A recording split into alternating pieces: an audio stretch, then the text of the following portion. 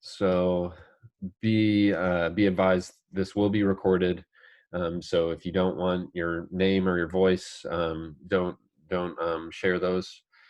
And then I'll provide you all with a link to the recording afterwards. So we started off with this comic, and I think that this foregrounds a lot of the issues with citation metrics. One is the desire to be read, right? The desire to be seen and known in the history books. The other is issues with name disambiguation, and you see a lot in citation analysis, misattribution. And then, of course, the ubiquitous impact factor, which is a driving factor in both the choice of topics and the venues of publication, and has a lot of controlling influence over publishing behavior. And so we're going to be diving into a lot of those issues throughout the session today. Alrighty. So I want to start off with something positive to say about citations, and I'm going to read this. Citations are the links that knit together our scientific and cultural knowledge. They are primary data that provide both provenance and an explanation for how we know facts. They allow us to attribute and credit scientific contributions. They enable the evaluation of research and its impacts. In sum, citations are the most important vehicle for the discovery, dissemination, and evaluation of all scholarly knowledge. And it goes on to lament the fact that a lot of citation metrics are inadequate. They're not freely available. They're inconsistent in terms of how you can reuse them. They're not machine readable. Now let's look at a more negative framing of citation metrics, where this author states the personal wish of the author remains to send all bibliometrics and its diligent servants to the darkest omnivoric black hole that is known in the entire universe, in order to liberate academia forever from this pestilence. And there is indeed an alternative: simply start reading papers instead of merely rating them by counting citations. So I think both of these quotes kind of highlight some of the uses and abuses of citation analysis and bibliometrics. On the one hand, they can help us to explore and understand knowledge and connect ideas together.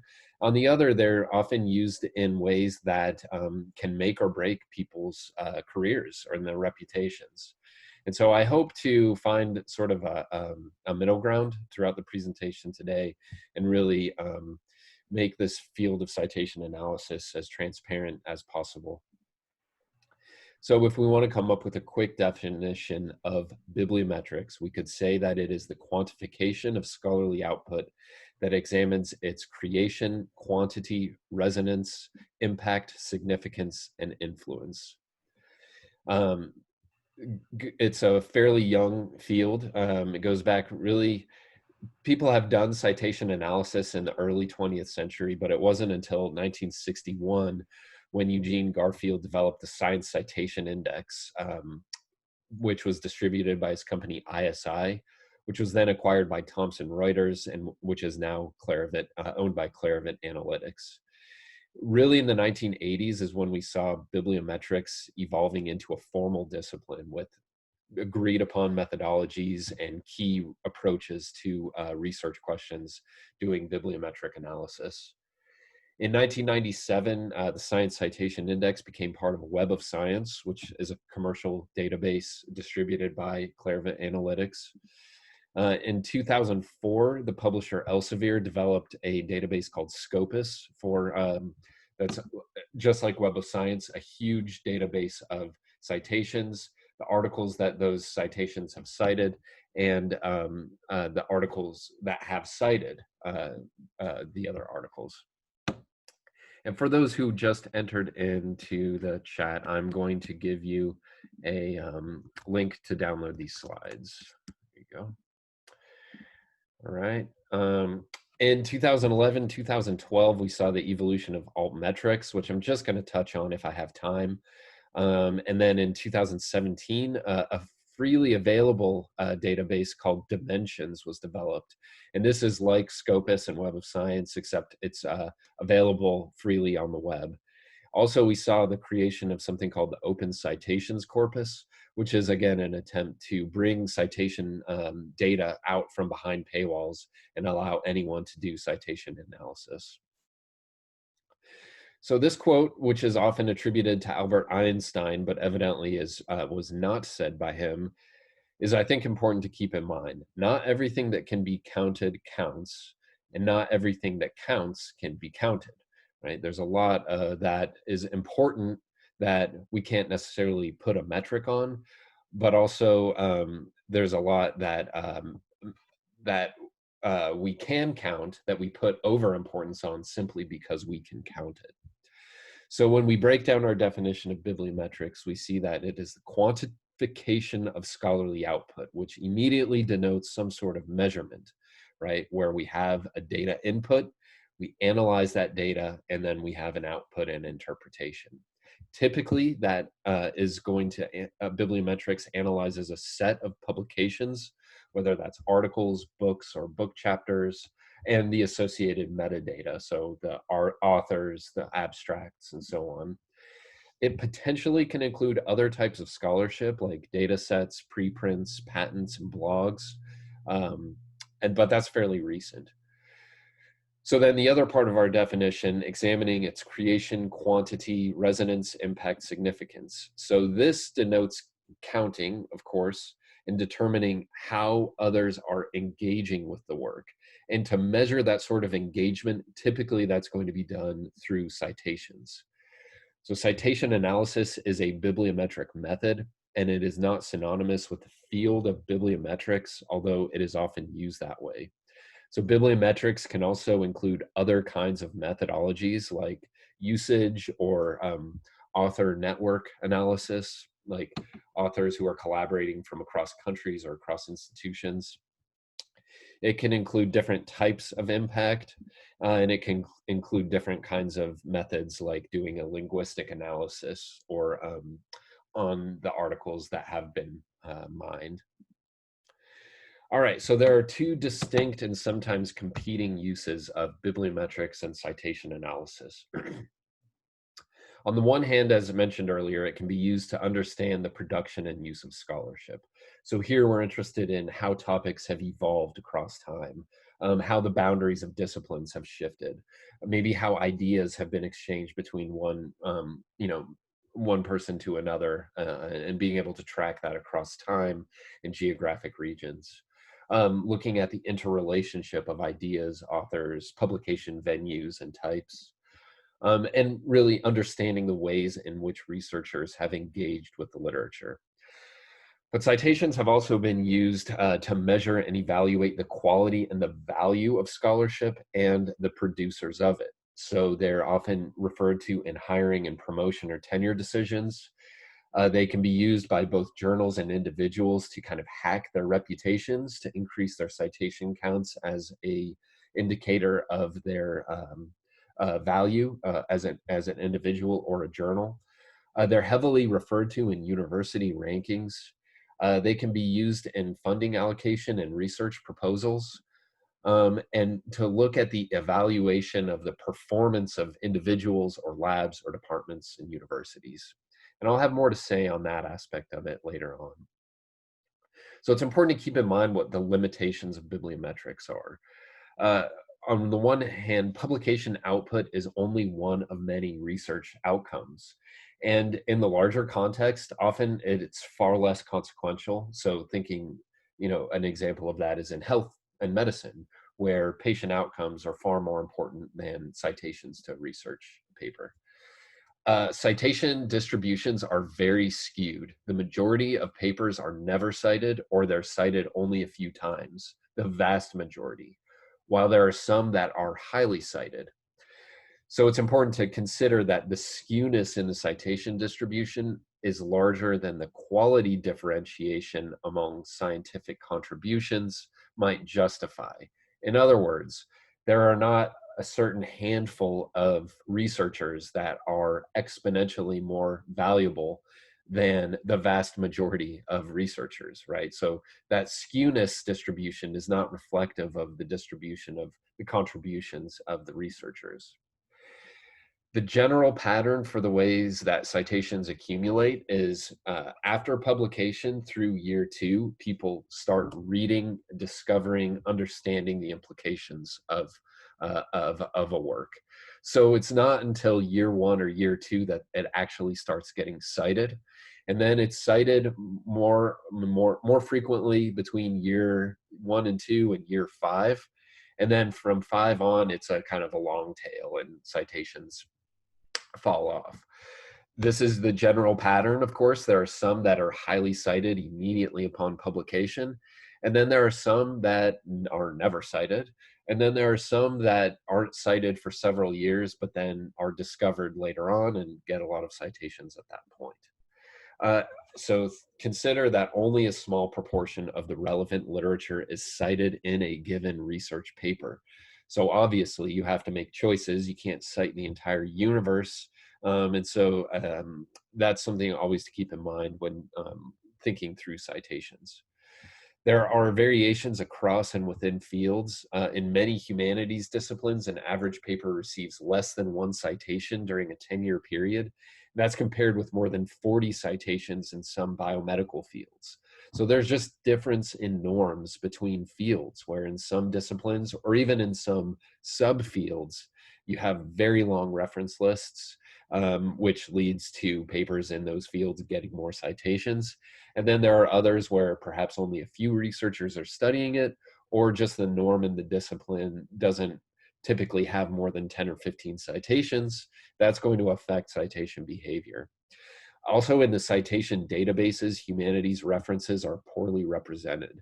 In other words, we get a lot of STEM publications that are indexed in Science, Web of Scopus, etc. But they are getting better at covering humanities journals and books and book chapters. Within social sciences and humanities, it's important to note that that type of research has a stronger national and regional orientation. It's published less in journals and more in books.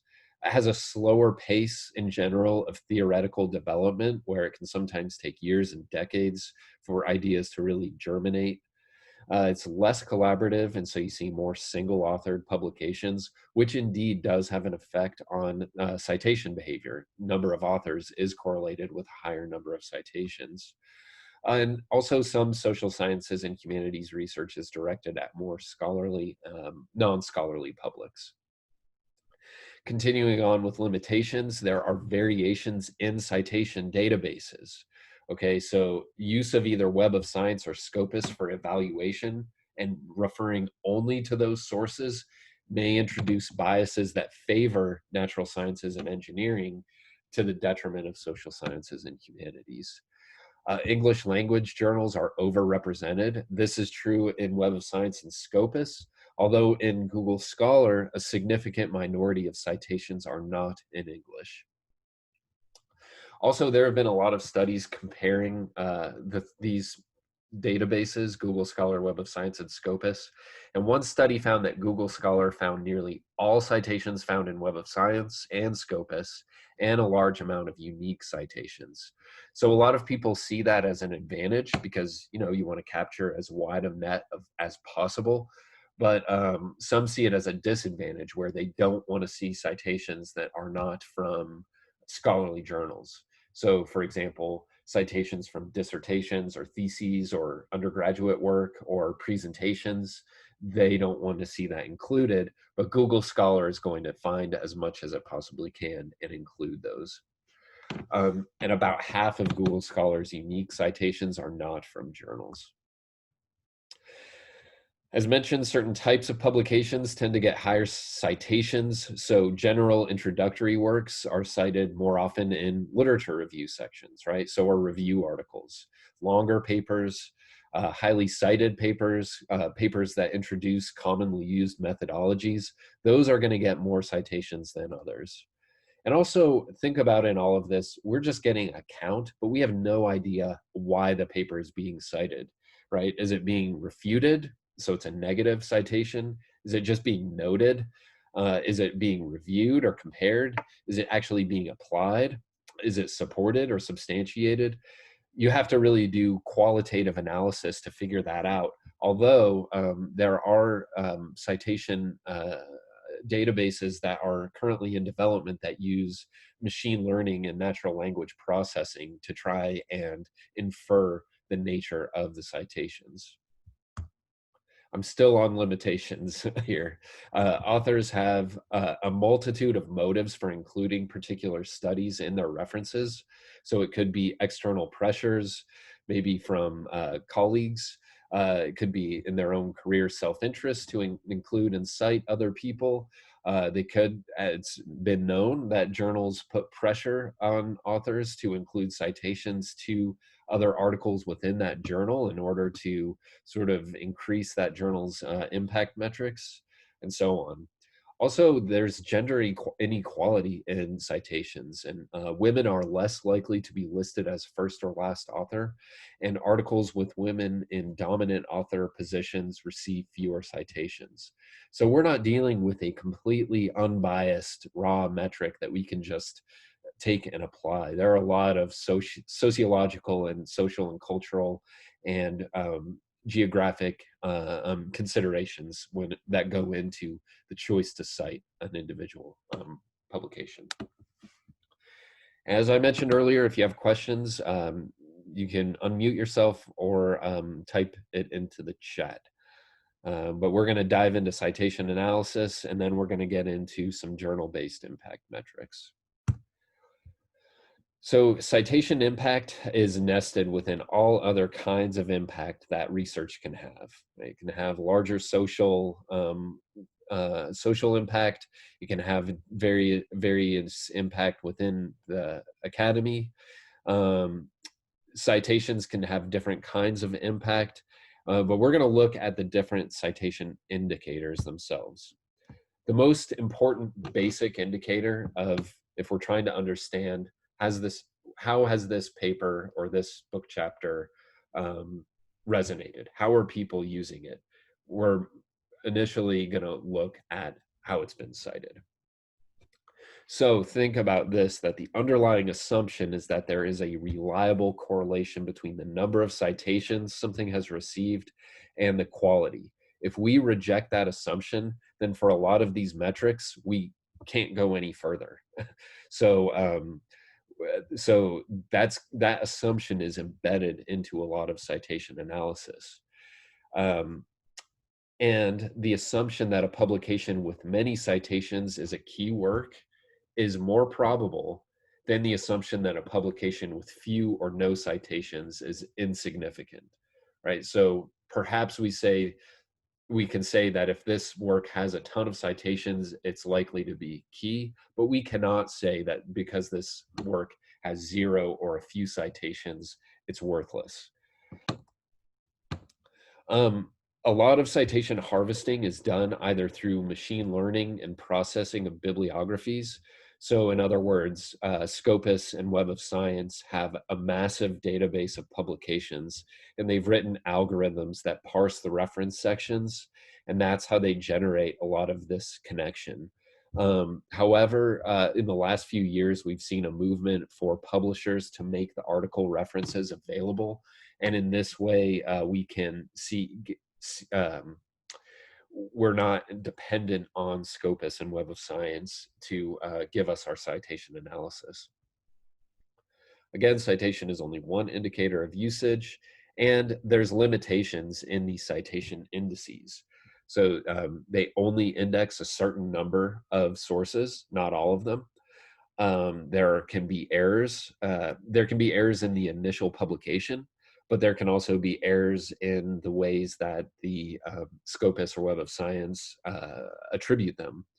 And we've all seen misspelling of journal names or author names, and that too can lead to errors. Also, so with this assumption that more is better, note that some retracted publications are highly cited despite having been found to have fabricated and or falsified results. And many of these retracted publications appear in prestigious or high impact journals. So we've heard a lot over the last several years about the danger of predatory publishing. And yes, indeed, it does represent a danger, but it's also important to consider that there's been research done indicating that a lot of work published in predatory journals is not particularly cited, and the work itself is not necessarily of poor quality. Um, so the reason that I mention that is that these high impact journals, and we all know what they are, especially in the sciences, have potential issues with the publications that appear in them as well. So this is perhaps the most famous example of a retracted paper that has a ton of citations. This is the paper that suggested a link between autism and vaccines, published by The Lancet. Has been since retracted 12 years after it was published, but it has 3,400 citations in Google Scholar. Okay, so talk about just raw, that section was on raw citation counts. Now, what about raw number of publications? So sometimes we want to know for an individual in particular, how many publications they have. And there's also an inference there, especially in recent years, that if you have more publications, you probably are a more valuable scholar. Well, something interesting to consider here is that, in fact, there's no correlation between one's productivity and their value as a scholar. So Peter Higgs, who is the British physicist who gave his name to the Higgs boson particle, believes that no university would employ him in today's academic system, saying that today I would not get an academic job. It's as simple as that. I don't think I would be regarded as productive enough. It's difficult to imagine how I would ever have enough peace and quiet in the present sort of climate to do what I did in 1964. So I do want to introduce that caveat to say that just like we can't say the more citations an article has, the more value it has, indeed, we cannot say the same thing for individuals in their publication volume. All right, when we're thinking about number of citations, this is just the number of citations a publication has received. So the questions that we need to ask ourselves is how complete is the set? Scopus, as we've mentioned, is selective, and so all citation indices, Google Scholar included, are selective. And so if they don't count citations from particular journals, then really there's no such thing as a 100% complete set. And how are they collected? I mean, of course, we cannot go through and analyze them by hand. So we're typically dependent on third parties, and we have to consider their biases, their professionals who are doing this work, their algorithms, their databases. And then, of course, so what? So we get the number of citations, but what qualitative information does this actually tell us? And this is always going to require a context. So it's not enough just to say this article has 100 citations. Is that a lot? Well, it depends. How many citations to other articles were published in that year or that journal or that field or that subfield? That's where we get into normalization. So citation normalization tries to correct as much as possible for the effect of variables that one does not want to influence the outcome of a citation analysis. What do I mean by that? It's controlling, right? So you can control for any variable, like between fields or potentially between subfields. You can control for different years of publication. Of course, you don't want to compare an article that was published 25 years ago to one that was published 10 years ago and just look at citation counts to come to some kind of inference about how impactful the article is. Also, as mentioned earlier, different document types have different citation behavior. So a review article, it's not fair to compare with original research articles. So these are all fields that can be controlled when you do citation normalization. Sometimes you want to control for number of authors or publication length, although that's less commonly used. So the way that it works is you take the average number of citations per publication. Okay, so here, let's say, all right, let's say each of these are fields: biochemistry, economics, mathematics, and we're able to collect a given set of publications in each one of these fields. Then we will calculate the average number of citations per publication within the field, and I'll talk more about that in a second. And then look at per year how many citations it's received. So in this, and I'll get more into this calculation in a second. So after we have normalized, let's say we're in 2008, we can actually conclude that a math publication with 10 citations. Okay, so this is the normalized citation count for each field in 2008. A math publication with 10 citations, we could say, is higher impact than a biochemistry publication with 25 citations. So let me illustrate that. I actually accidentally hid the slide. No, here we go.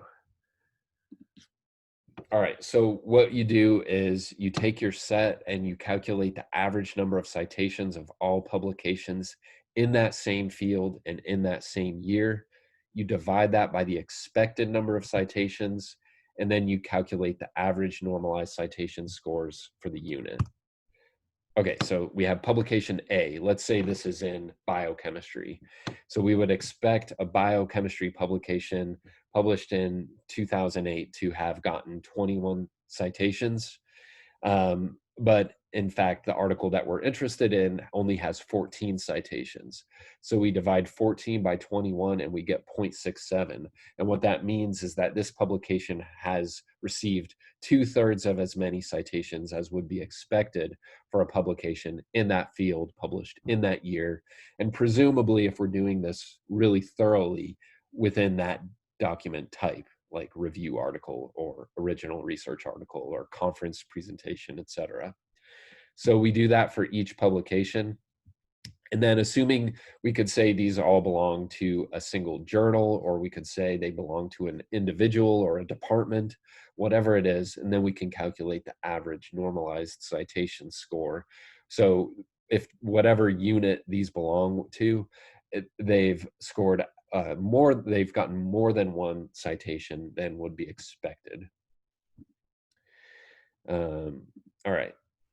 So some considerations with normalized citation analysis. Remember what I said earlier, citation data is inherently skewed. So we're using arithmetic mean here as a measure of central tendency with skewed data. And this effect can be even more pronounced if the field entity is small. So if we only have a small set of publications to calculate the expected number of citations, or if it contains a lot of recently published articles, because as we said earlier, recently published articles typically have 0 citation counts. So that can throw off your average.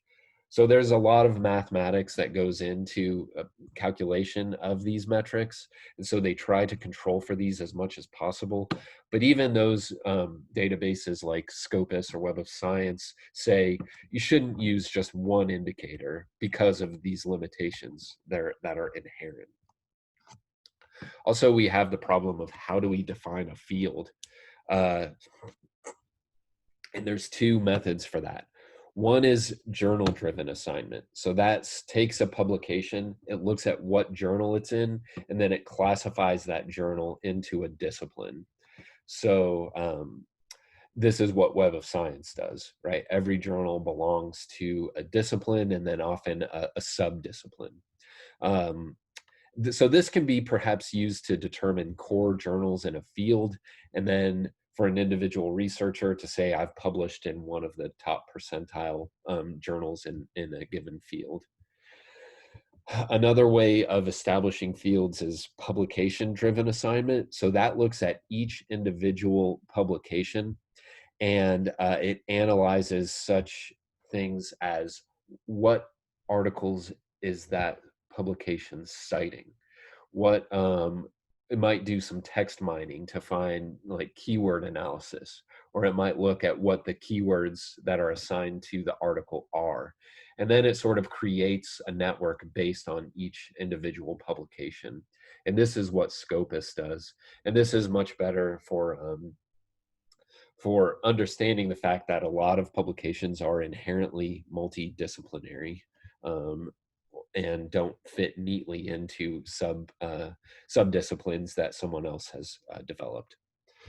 All right, I want to take some time now and go into journal-based indicators because these are the ones we hear of so often.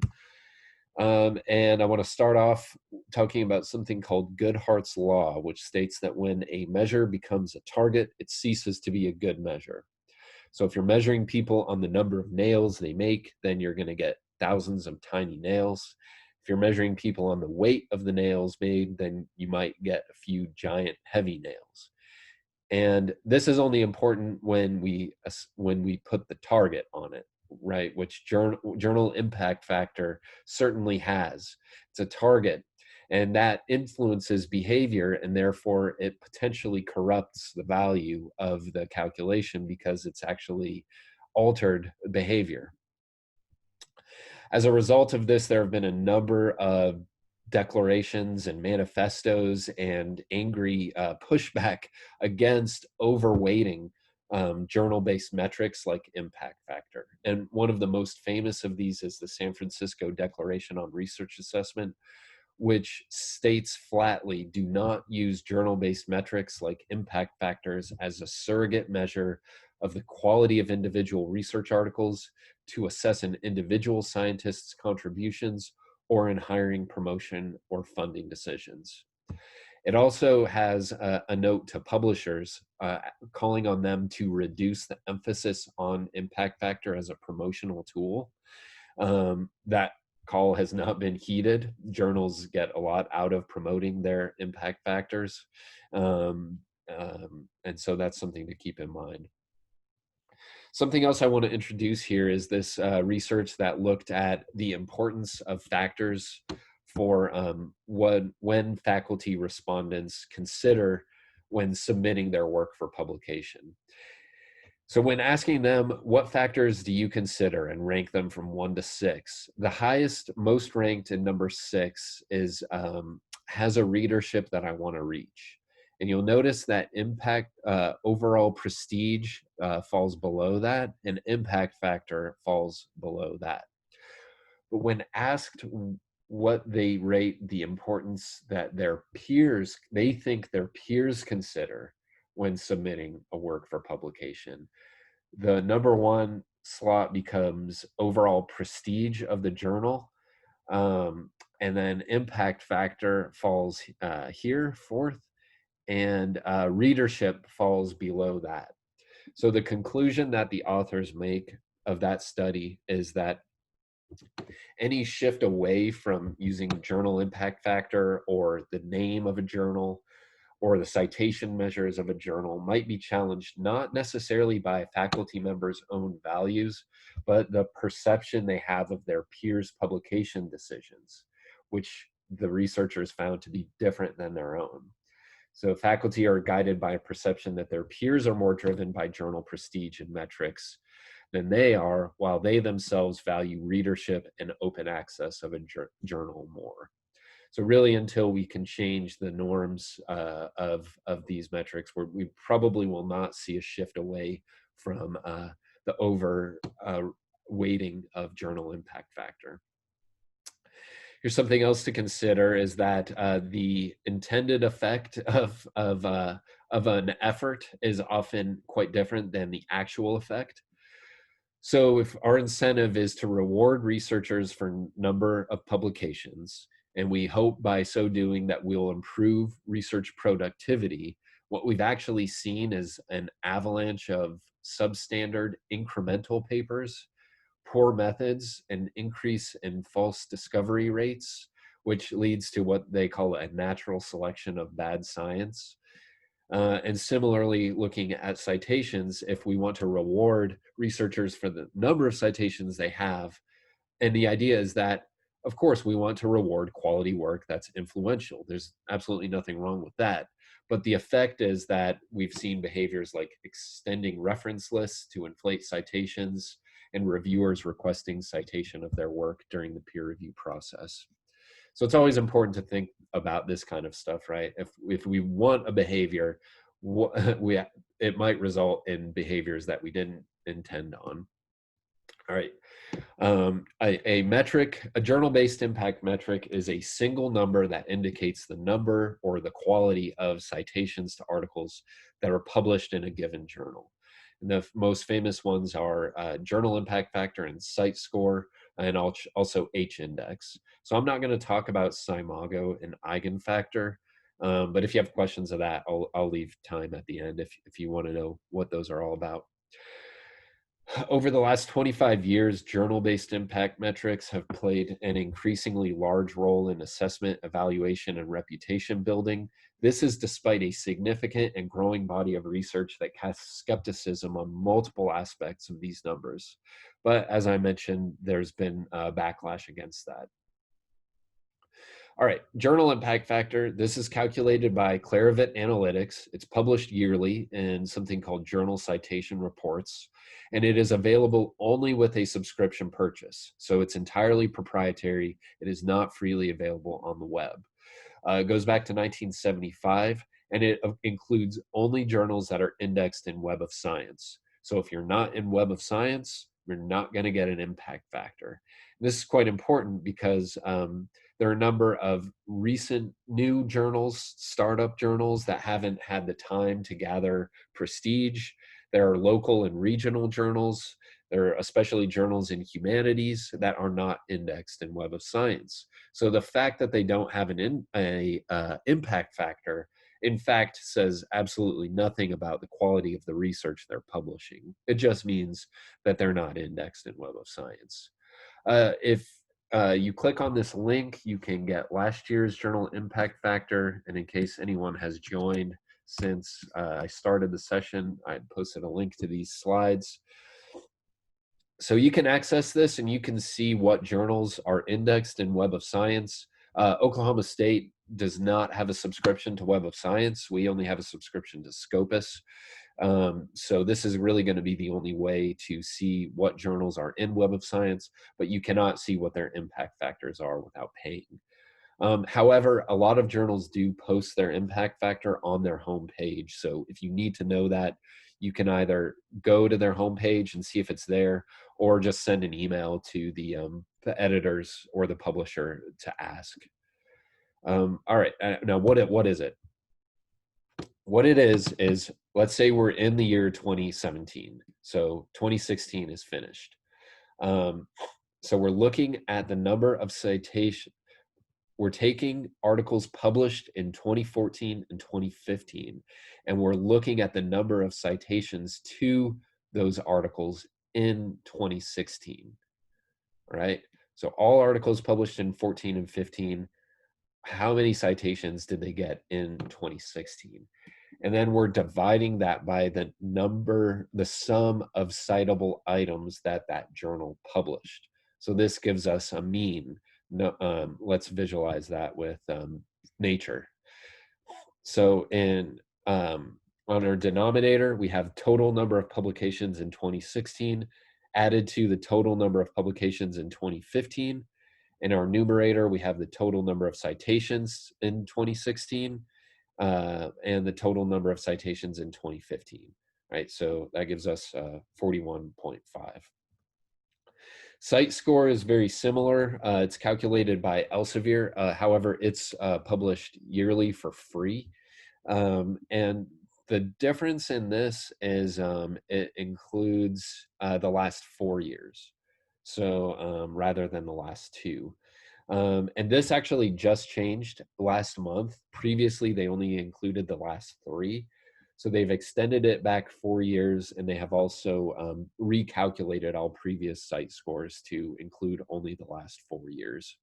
But that's freely available for download. Okay, what are the positive uses of journal-based metrics? Well, they can be useful in comparing relative influence of journals within a discipline if you are measuring by citation. But of course, just like with citations, they should not be used to compare journals between disciplines. And then of course, you're going to be faced again with how do you draw the line between disciplines, right?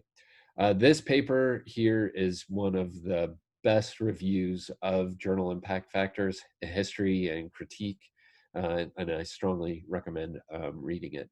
But I could fill up an entire hour with what the criticism of some of the impact factor and journal-based metrics are, but I'm just going to hit the high points here. First, impact factor or cite score is not predictive of the number of citations a given article will receive, right? Just because a journal has a high impact factor, you cannot necessarily assume anything about the number of citations a given article is going to or has received. A second, again, I've hammered this point home, it's not well specified. In some cases, they've gotten better about specifying what their selection criteria is, and being transparent about why certain journals are in and others are out. But that's something to consider. And also, it's insufficient coverage outside of STEM. It is subject to manipulation, gaming, and negotiation. And this has been documented, and research papers have been published showing this. So that the most famous example is journals self-citation, but also publishers have negotiated to decrease the number of articles in their denominator. Right, so just going back real quick, there are two ways you can increase your impact factor. You can decrease the denominator while leaving the numerator the same, or you can increase the numerator, right? And that's often pointed out as a shortcoming of impact factor, is that the number of citations are to everything published in the journal, including front matter and commentary, and but the denominator only reflects a subset of that. So the denominator excludes front matter and commentary. And so that's an accusation that publishers negotiate with Clarivate Analytics to decrease the denominator, therefore increasing their impact factor. Some researchers have attempted to reproduce impact factor and have not been able to. And it's sort of in some ways a black box and not transparent. Research, and the references are here if you'd like to explore further, has indicated that journal rank is actually a moderate to strong predictor of the incidence of fraud and misconduct in retracted publications. And the paper to read on that is this one here, Deep Impact, Unintended Consequences of Journal Rank. And that goes into incredible detail about how they found that and why they feel that might be. Also, there's a mixed opinion on this, or mixed evidence on this, but some research has found that impact factor is actually not well correlated with expert opinion. In other words, you ask researchers to rank journals based on the prestige or the value they find in them, and they don't find a correlation with impact factor. All right, and then here's two pretty severe marks against impact factor. This is a very recent publication, it's just a couple months old. And it found that impact factors are highly volatile. That is, they can suddenly explode on the basis of a small number of papers. So this research looked at the Web of Science database and found that the top cited paper of 381 journals caused their impact factor to increase by more than 0.5 points. For 818 journals, the relative increase exceeded 25%. And so 1 in 10 journals had their impact factor boosted by more than 50% by their top 3 cited papers. And we're talking arithmetic means here, so that's not entirely astonishing, but that figure, to be validated by research, is astonishing. So again, if we're putting so much weight on impact factor, we have to really keep that in mind. Also, and this too just happened like a couple of weeks ago, Clarivate suppressed 33 journals due to excessive self-citation. And in one case, more than 70% of the citations in a journal were to other papers in that journal. And at first glance, we say, wow, that journal must have been trying to manipulate. However, over 4,000 zoologists signed a petition stating that the self-citations in that journal were legitimate, because it's one of the primary and only publishers of descriptive zoological taxonomy. So so they actually put it back on, they gave it an impact factor, but there's a few takeaways I would say to that. One is that because impact factor is so heavily weighted in tenure and promotion and research evaluation, this company Claravit can really dramatically negatively affect someone's career by suppressing impact factor. The second takeaway I would say to that is that we're relying on this commercial company, which may not have the disciplinary knowledge and expertise to make these determinations that only people in the field are familiar with.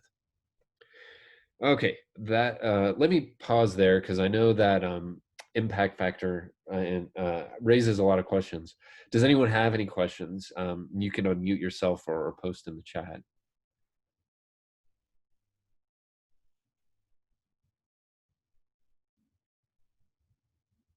Okay. So let's talk about H-index.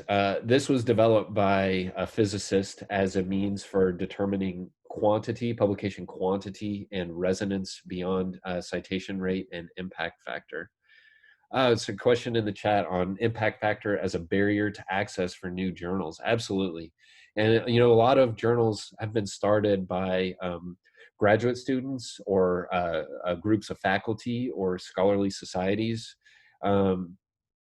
And indeed, if they are not indexed in Web of Science, then that's going to be considered, their lack of impact factor is going to be considered a mark against them. And really, I mean, is the only way of determining the value of a journal to read the articles? In a way, it is. I mean, we can look at citations as a potential or evidence of impact, but really, it's up to experts in the field to sort of come to these determinations themselves. And another question, will the recording of this be available? Yes, indeed, I'll record it and I will send an email out to everyone who has registered for the workshop to a recording of this. Okay, H-index is a way of going beyond citation rate and impact factor and also to include number of publications. So H-index can be computed for any discrete kind of unit that produces publications. So that could be a journal, it could be an individual, it could be a group of individuals like a department or a college or even a university. And what it does is tries to combine the number of publications and the publication frequency. So here's how you calculate it. You take your set of publications and you order it in descending order according to the number of citations. So the H-index is the point X, the point where X number of publications are cited at least X times. So in this case, in this example, the H-index is 7 because 7 papers have been cited 7 or more times. So paper 8 has fewer than 8 citations, and so it's not counted. And so this person or this journal, their H-index will not go up to 8 until paper 8 has received 8 or more citations. So this is a way of, at a glance, kind of knowing that this unit, let's say it's a person, has published at least 7 papers and that those 7 papers have been cited at least 7 times. So what more does it tell you? You have to kind of make some inferences about that. So what does it not tell you? It loses high citation counts. So let's say paper 1 had been cited 3,000 times. The H-index would still be 7. It also loses low citation counts. So let's say this person had published 50 papers. Their H-index would still be 7. And then there's something called the H5 index. And this is what Google Scholar uses. And this only looks at articles published in the last 5 years. So this is another way of visualizing it.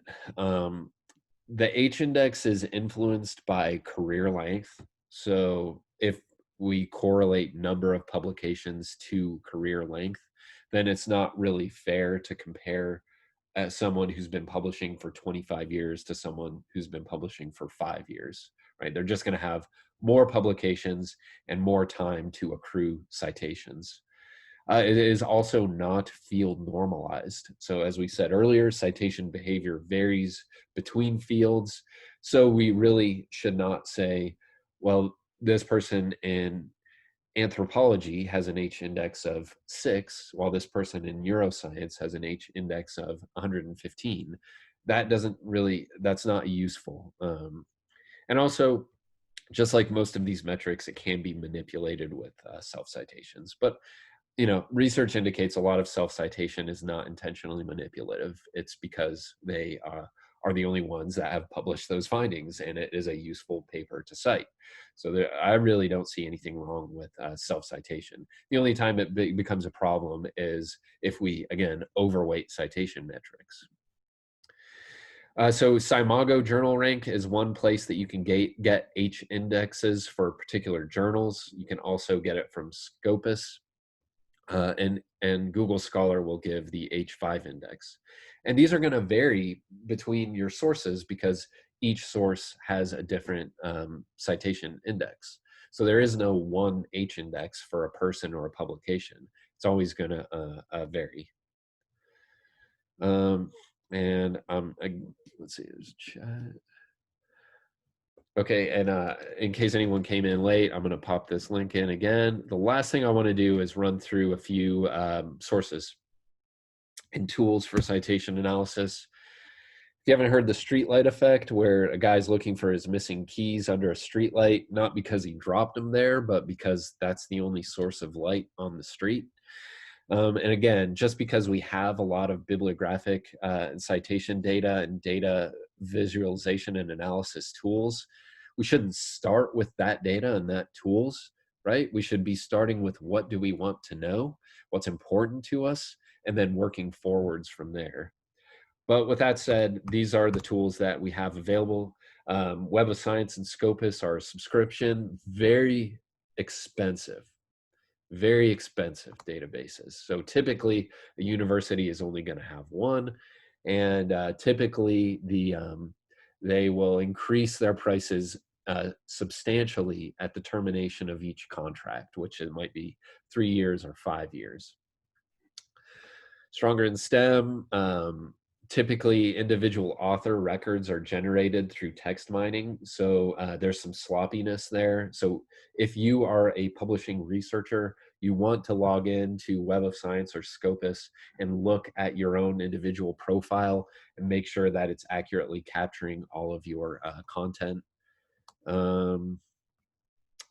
Dimensions, this is a very new player to the game. It's freely available. It's created by a company called Digital Science, and it does offer a basic version for no cost. And this one is different. This one emphasizes the link between objects. So this one has a lot of grants and patents and includes linkages between them. Google Scholar, also if you're a publishing researcher, you can create a Google Scholar profile. And if you have any questions about that or anything else I've talked about, let me know. It's a free service that Google provides. So, they don't dump a lot of investment into it because if you noticed, it doesn't have a whole ton of ads. Actually, it doesn't have any ads. So it does have some messy metadata, like the publisher name won't be on it, or it could be wrong. It's difficult to extract the metadata. So here's Charles Darwin's Google Scholar profile. Someone created this for him, but you can see what I mean by messy metadata, right? Like on the origin of species. So, I mean, don't lean too heavily on Google Scholar. It's free service and it's all algorithmic driven. Not all, they have people working in it, but it's largely algorithmic driven. So one way of getting data out of Google Scholar is this software called Publish or Perish. I highly recommend you download Publish or Perish. It's created by this professor of management in London, and she's made it freely available. She's put a ton of time and work into it. So this can actually connect out to Scopus, Google Scholar, Web of Science, if you have a subscription to Scopus and Web of Science only, because you have to put in a key to get access to it. But that can pull in the data. So here's an example of what publish or perish looks like. So this is pulling in Google Scholar metadata, including citations, number of papers, and then it automatically does a lot of calculations here within the platform. So it calculates the number of citations per year per publication. That does not come in from Google Scholar. That's computed here in Publish or Perish. And then for an individual, if whatever set you're creating, right, if it's you or if it's a topic or whatever, there's no limitation on that. But it'll compute some metrics. I think I have them here. Yeah. And this can be a helpful way if you're trying to gather as much of your citation data as you possibly can. We have 1 minute left. Open Citations Corpus is a movement to open up citations. And I have strong hope and some optimism that this will take off. We'll see. One thing I didn't talk about is Altmetrics, which is a way of looking at engagement with social media, with journals, with newspapers and periodicals, with Wikipedia. So looking not at citations only from other scholarly journals, but also from all of these other range of tools. And we are at 1 minute left. Does anyone have any last questions?